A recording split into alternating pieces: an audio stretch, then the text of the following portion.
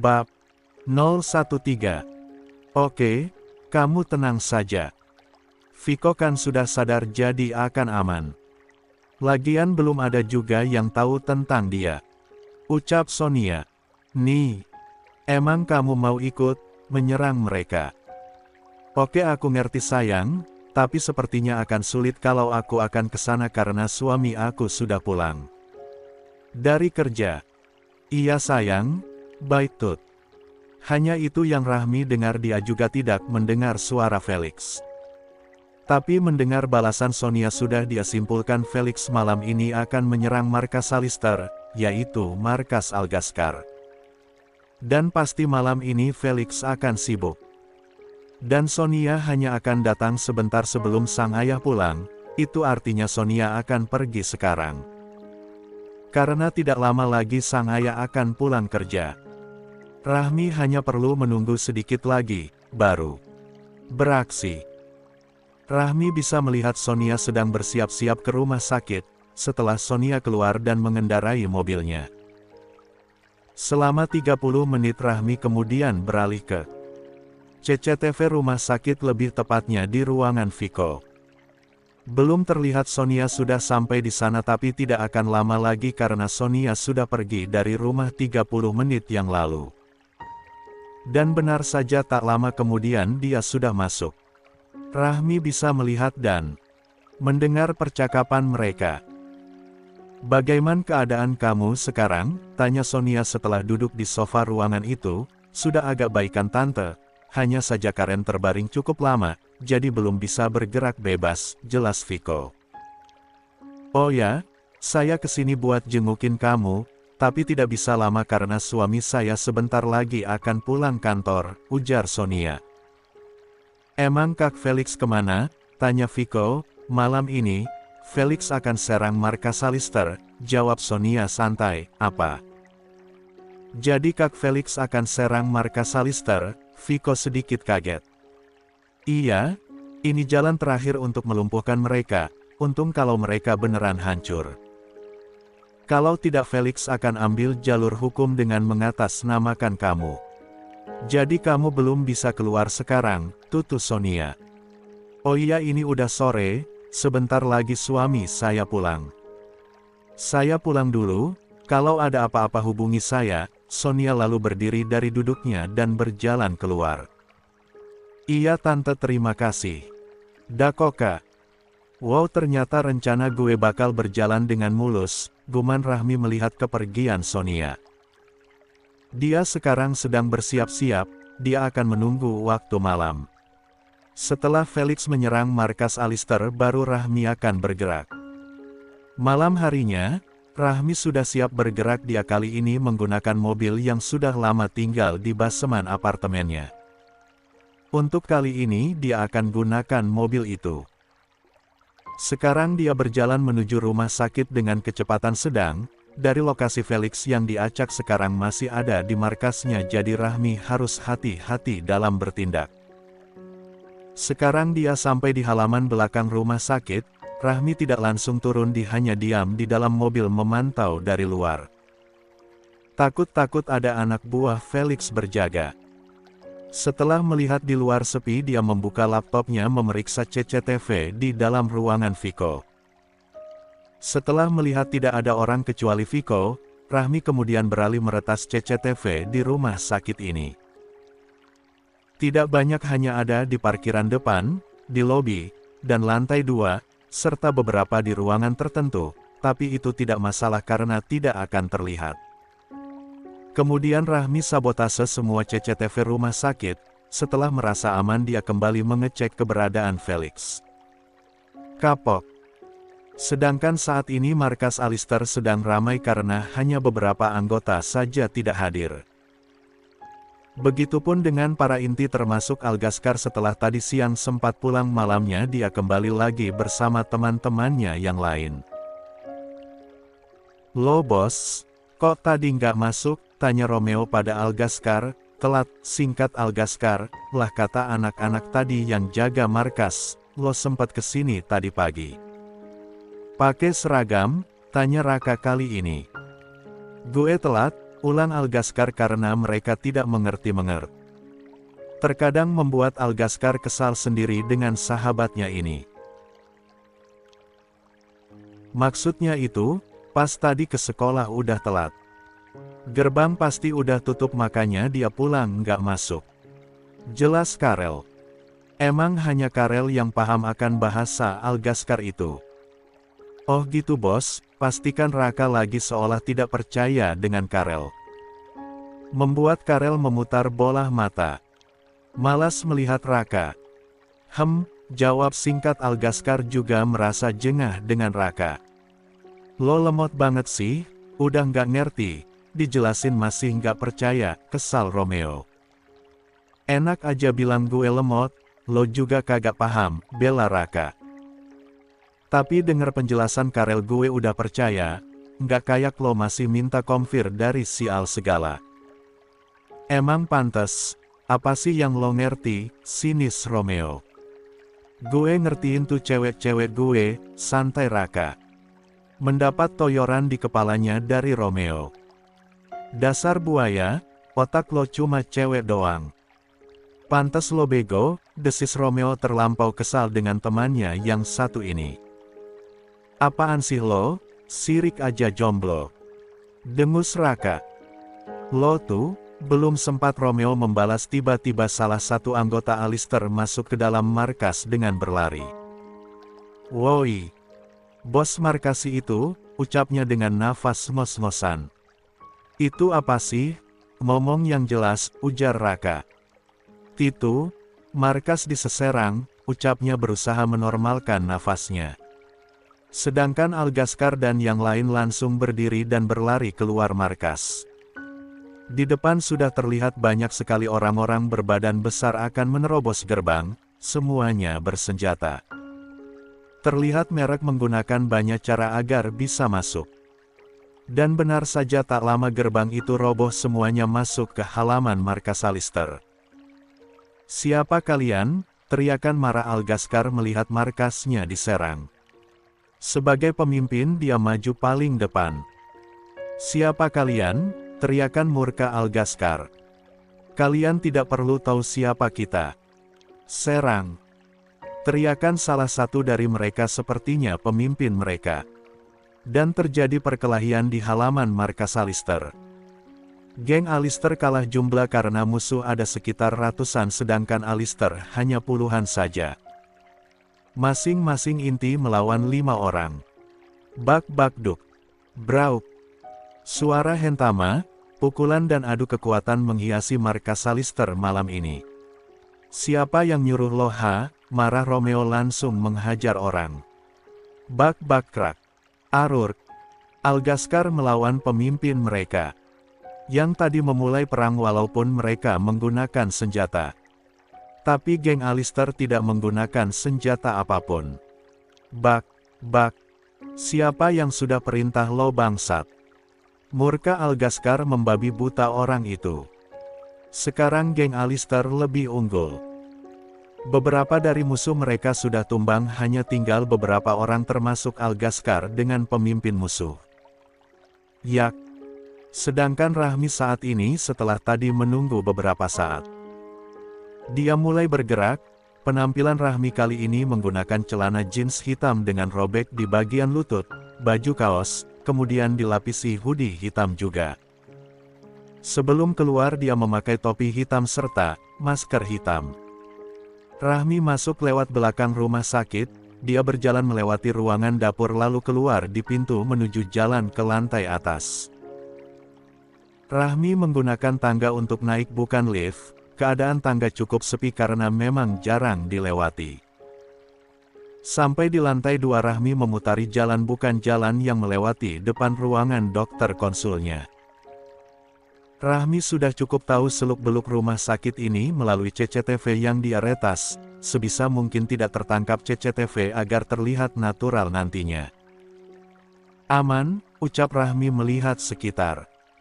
Lalu membuka kembali ponselnya memeriksa ruangan Viko, mana tahu ada orang di dalam.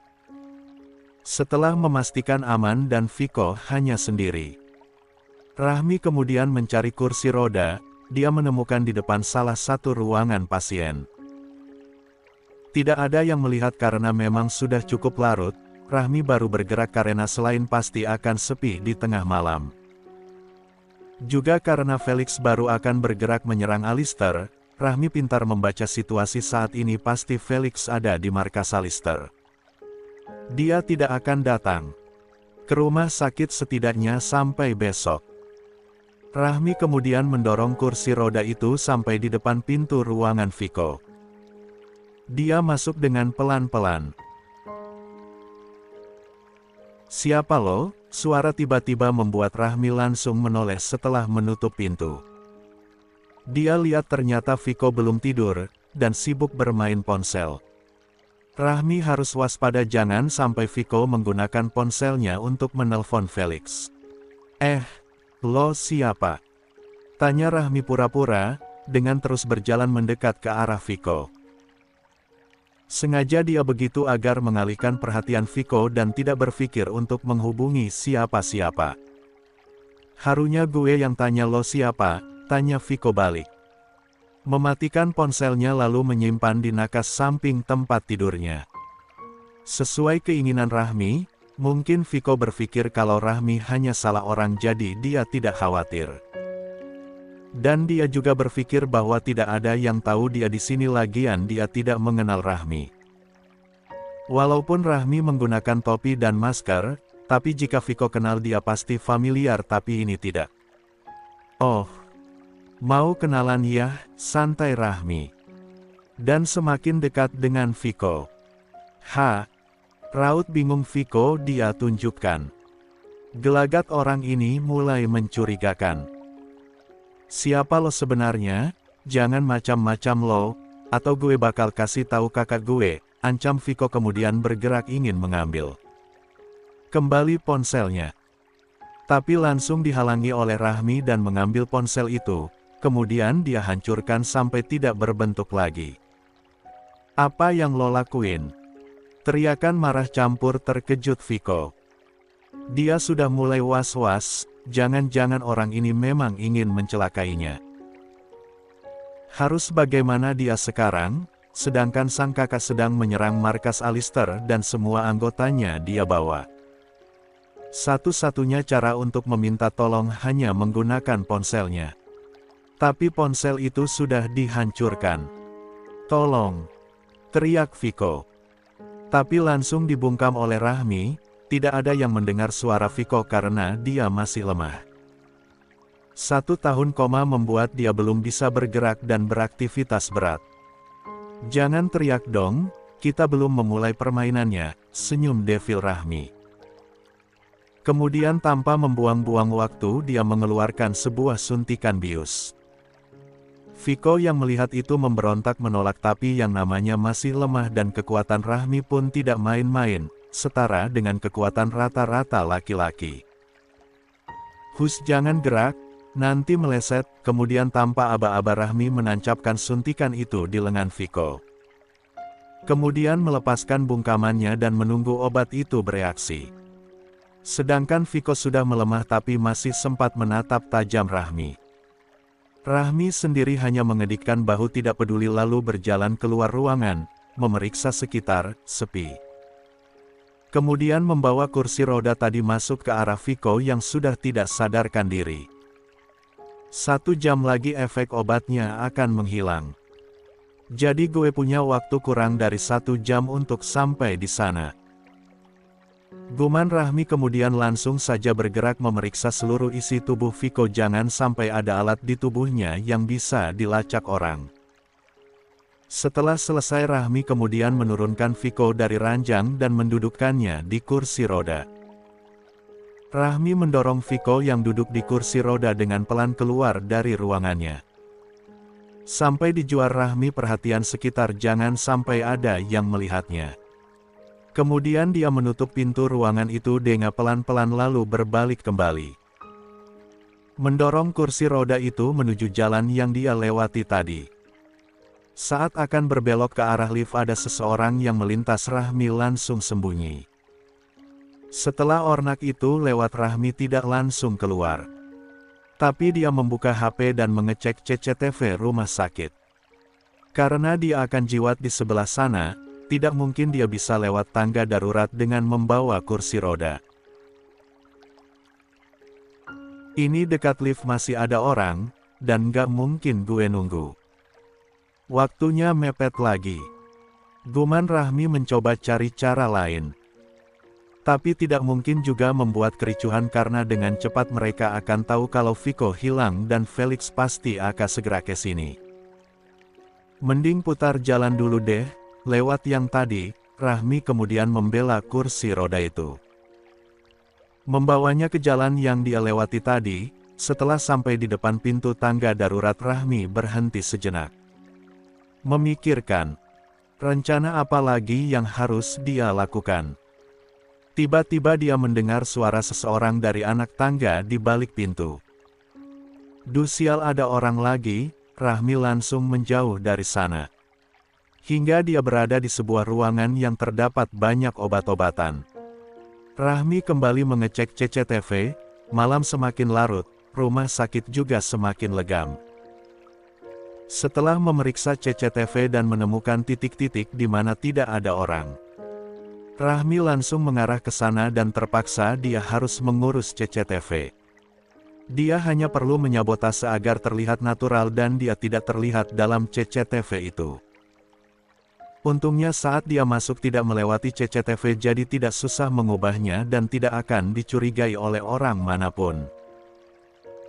Kecuali memang benar-benar orang hebat, karena kebanyakan mereka hanya akan mencari kejanggalan saat kedatangan orang bukan saat pulangnya.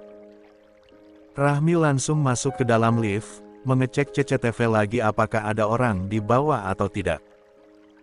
Akhirnya sudah tidak ada lagi, hanya pekerja yang shift malam saja yang tinggal. Itu pun di lantai atas turun jika akan keluar saja.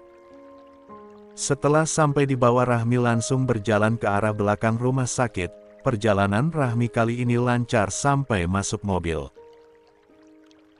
Akhirnya gue lolos, lega Rahmi setelah berhasil masuk dalam mobil dengan Viko di jok belakang dalam keadaan tidak sadarkan diri. Gue harus segera pergi dari sini. Rahmi langsung melajukan mobilnya pergi dari rumah sakit itu. Peka prok prok. Prok. Semuanya berhenti termasuk Algaskar yang sedang memukul orang itu dengan membabi buta, hampir membuatnya nyaris pingsan. Siapa lo? Tanya Algaskar sewot melihat kedatangan seseorang. Saya.